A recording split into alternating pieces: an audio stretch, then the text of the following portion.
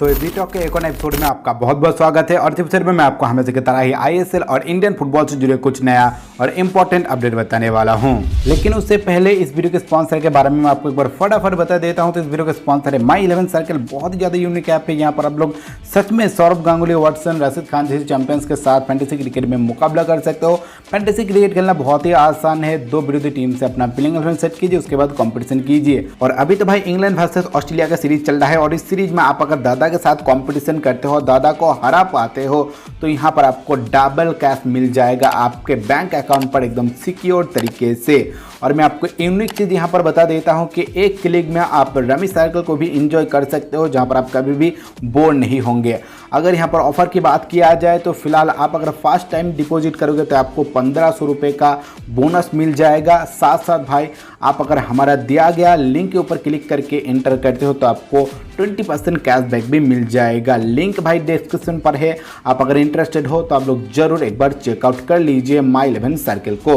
तो आज हम सबसे पहले बात करेंगे ईस्ट बंगाल की तरफ से निकल के आया हुआ कुछ ट्रांसफर र्यूमर्स के बारे में। 2 विदेशी खिलाड़ी का र्यूमर्स निकल के आया है और 2 इंडियन खिलाड़ी का र्यूमर्स निकल के आया है। मैं आपको पहले विदेशी खिलाड़ी के बारे में बता देता हूं, उसके बाद इंडियन खिलाड़ी के बारे में बताऊंगा। तो पहला खिलाड़ी है इब्राहिम अफेल्ले, जो कि नीदरलैंड से बिलोंग करता है। उम्र है 34 साल, 34 ईयर्स ओल्ड। लेफ्ट मिडफील्ड इनका मेन पोजीशन है। इसके अलावा अटैकिंग मिडफील्ड और सेंटर मिडफील्ड पर भी एक खेल सकता है। बहुत ही तगड़ा खिलाड़ी है भाई। ला लीगा का भी एक्सपीरियंस है। ला लीगा में बार्सिलोना की तरफ से इन्होंने खेला है, तो एक बहुत ही धांसू खिलाड़ी हो सकता है ईस्ट बंगाल के लिए। चलिए और भी मैं आपको बता देता हूँ इस खिलाड़ी के बारे में। तो भाई इन्होंने सबसे पहले नीदरलैंड के क्लब PSV एंडहोवन की तरफ से खेला था। 159 अपीयरेंस पे 35 गोल है। उसके बाद 2010 से लेकर 2015 तक बार्सिलोना के साथ ये जुड़ा हुआ था और 21 अपीयरेंस भी किया था बार्सिलोना की तरफ से। इनकी ला लीगा में इनका 21 अपीयरेंस है, तो एक अच्छा खासा एक्सपीरियंस खिलाड़ी हम लोग मान सकते हैं। 34 ईयर्स ओल्ड, यानी कि उम्र भी बहुत ज़्यादा है, तो एक्सपीरियंस तो रहेगा ही इस खिलाड़ी के पास। इसके अलावा इन्होंने खेला है ओलंपियाकोस की तरफ से, उसके बाद स्टॉक सिटी की तरफ से खेला, इंग्लैंड का क्लब है, और फिर से वो कमबैक कर लिया था अपना पुराना क्लब नीदरलैंड में PSV एंडहोवन में। और उसके बाद शायद अब वो शिफ्ट हो सकता है ईस्ट बंगाल में। और भाई इनका एक वाइटल पॉइंट ये है कि 2010 में जब नीदरलैंड ने वर्ल्ड कप खेला था, उस टीम का भी हिस्सा था एक खिलाड़ी और 3 अपीयरेंस भी किया था 2010 के वर्ल्ड कप में। तो एक बहुत ही बड़ा अचीवमेंट है इस खिलाड़ी के लिए और बहुत ही वाइटल खिलाड़ी है, बहुत ही बड़ा नाम है भाई इब्राहिम अफेल्ले नीदरलैंड के नेशनल टीम में। तो चलिए देखते कि आगे चलकर क्या डेवलपमेंट होता है इस खिलाड़ी के साथ। लेकिन भाई अभी तक फाइनल स्टेज पर नहीं आया है, प्राइम स्टेज पर भी नहीं आया है, सिर्फ फर्स्ट लिस्ट में इनका नाम दिखाई दे रहा है। उसके बाद उस लिस्ट से थोड़ा बहुत बाहर किया जाएगा खिलाड़ी को और चुन कर कुछ खिलाड़ी को सामने लिया जाएगा। और मुझे लग रहा है कि इस खिलाड़ी का नाम आगे जरूर जाएगा ईस्ट बंगाल के लिस्ट में। नेक्स्ट इसके बाद दूसरा विदेशी खिलाड़ी है भाई पैपिस डेम्बा सेसे, जो कि सेनेगल से बिलोंग करता है। उम्र है 35 साल, 35 ईयर्स ओल्ड और इनका मेन पोजीशन है भाई सेंटर फॉरवर्ड, यानी कि स्ट्राइकिंग पोजीशन पर खेलता है।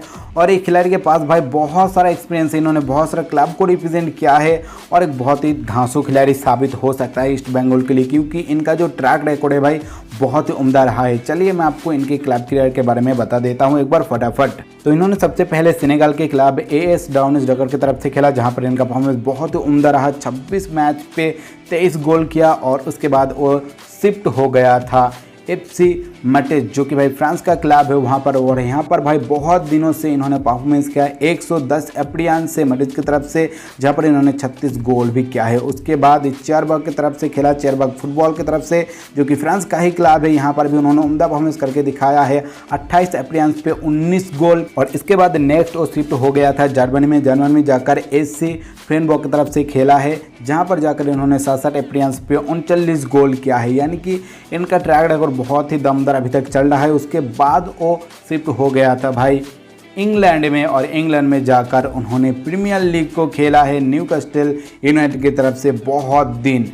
131 अपीयरेंस है और वहाँ पर उन्होंने 44 गोल भी लगाया है। तो एक अच्छा खासा प्रीमियर लीग का एक्सपीरियंस उनके पास मौजूद है। और इसके बाद प्रीमियर लीग से निकलकर वो गया था चाइना में जाकर शानडोंग लुनिक की तरफ से खेला, जहाँ पर 34 अपीयरेंस पे 18 गोल लगाया। और इनका भाई लास्ट क्लब था एलनयास्पर, जो कि तुर्की का क्लब है, और वहाँ पर भी इनका परफॉर्मेंस बहुत ही अच्छा रहा।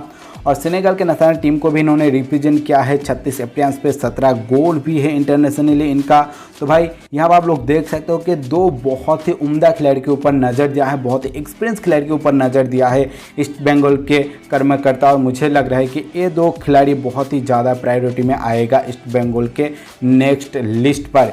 चलिए देखते हैं कि आगे चलकर इस दोनों के बारे में क्या अपडेट निकल के आता है। अगर छोटा बड़ा कुछ भी मुझे मिलता है तो मैं आपको जरूर एफबी टॉक के एक और एपिसोड में इन्फॉर्म कर दूंगा। और अब चलिए मैं आपको बता देता हूं कि ईस्ट बंगाल ने कौन से दो इंडियन खिलाड़ी के ऊपर अपना नज़र दिया है। तो इससे पहले बहुत सारा रूमर्स आया था, वो मैं ऑलरेडी आपको कवर करके बता चुका हूँ। जो नया आया है मैं आपको बता रहा हूँ। पहला खिलाड़ी है भाई नारायण दास, जो कि ओडिशा एफसी के साथ जुड़ा हुआ था और उनका कॉन्ट्रैक्ट खत्म हो चुका है। इनका उम्र है भाई 26 साल, 26 ईयर्स ओल्ड, लेफ्ट बैक इनका मेन पोजीशन है। इससे पहले ईस्ट बंगाल की तरफ से खेला था इन्होंने 2 बार, 2015-16 में खेला था, उसके बाद 2017 में भी खेला है। एफसी पुणे सिटी को रिप्रेजेंट किया है, एफसी गोवा की तरफ से खेला है, दिल्ली डायनामोज में खेला है। तो एक अच्छा खासा एक्सपीरियंस खिलाड़ी है नारायण दास को, आप लोग जानते ही होंगे। ओडिशा एफसी में इनका परफॉर्मेंस बहुत ही अच्छा रहा है। और इसके बाद दूसरे खिलाड़ी भाई जितेंद्र सिंह, जो कि अंडर 17 जो वर्ल्ड कप हुआ था वहां पर भी मौजूद था, उस टीम के साथ जुड़ा हुआ था और अभी जमशेदपुर एफसी की तरफ से खेल रहा है। इंडियन एरोज को भी रिप्रेजेंट किया है।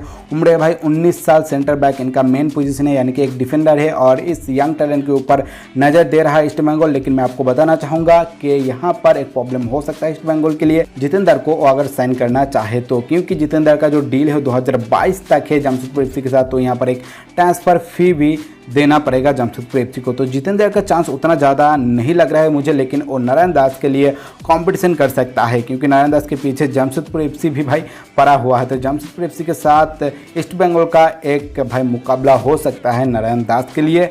चलिए देखते हैं कि इनके बारे में भी क्या नेक्स्ट अपडेट आता है। जब भी कुछ आएगा मैं आपको इन्फॉर्म कर दूंगा। और इसके बाद नेक्स्ट अपडेट आ रहा है आईएसएल सीजन 7 के फर्स्ट मैच को लेकर। तो भाई मार्कस ने इस चीज़ के बारे में बताया कि आईएसएल का फर्स्ट मैच इस बार एटी के मोहन बागान और केरला ब्लास्टर एफसी हो सकता है। इस मैच का चांस सबसे ज़्यादा है। आईएसएल के फर्स्ट मैच में डर्बी नहीं होगा। और मार्कस ने पर्सनली कहा है कि मुझे पर्सनली फर्स्ट मैच देखना है FC Goa versus Mumbai city FC, क्योंकि इन दोनों के बीच जो ट्रांसफर मार्केट में टक्कर चल रहा है वह उसके ही चलते यहाँ पर मार्कस ने कहा है कि वो personally FC Goa versus Mumbai city FC के मैच को देखना चाहता है। लेकिन सबसे ज़्यादा चांस है एटी के मोहन बागान वर्सेस केरला ब्लास्टर एफसी का ही, ऐसा मार्कस ने कहा है। चलिए आने वाले दिनों में क्या अपडेट आता है फर्स्ट मैच को लेकर, वो भी देखने लायक बात होगा। क्या डर्बी से स्टार्ट करना चाहिए या एटी के मोहन बागान और केरला ब्लास्टर एफसी के साथ ही स्टार्ट करना चाहिए, आप मुझे कमेंट करके जरूर बताइए। इसके बाद नेक्स्ट अपडेट आ रहा है चेन्नई एफसी की तरफ से। तो भाई चेन्नई एफसी ने टोटल 6 खिलाड़ी के साथ आज ऑफिशियली पार्ट अवे कर लिया है। कल 4 खिलाड़ी के साथ किया था और आज और 2 खिलाड़ी को घोषणा कर दिया है कि उनके साथ अब चेन्नई एफसी का कुछ भी नाता नहीं है। और 6 खिलाड़ी में से 2 है विदेशी खिलाड़ी, 2 विदेशी खिलाड़ी है भाई मासी सैघनी और लुसियन गुआन। लग रहा था कि लुसियन गुआन इस बार नहीं खेलेगा और मासी सैघनी का भी भाई पत्ता कट हो सकता है। और दोनों ही एक्सपेक्टेड था, दोनों के साथ ऑफिशियली पार्ट अवे हो चुका है चेन्नई एफसी का। और चेन्नई एफसी ने इन दोनों खिलाड़ी को थैंक यू कह दिया है।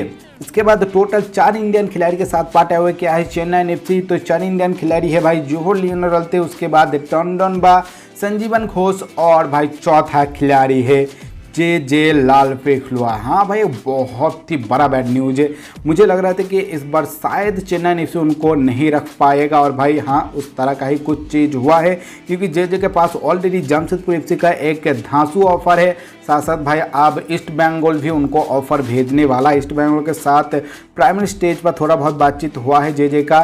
सिर्फ एक बार टीम फॉर्म होने दीजिए ईस्ट बंगाल का, उसके बाद भाई जे को भी ऑफिशियली ऑफर भेजा जाएगा ईस्ट बंगाल की तरफ से। लेकिन ऑलरेडी जमशेदपुर का भी एक बहुत ही धांसू ऑफर जे के पास है और मुझे लग रहा है कि जे ईस्ट बंगाल का ऑफर देखेगा, उसके बाद ही वो डिसाइड करेगा कि कौन सी टीम में वो जाएगा। तो एक बहुत बड़ा तगड़ा झटका है भाई चेन्नई एफसी के साथ। टोटल 6 सीजन जुड़ा था, आप लोग जानते होंगे पहले सीजन से ही जे था और जे भाई चेन्नई एफसी का कैप्टन भी है।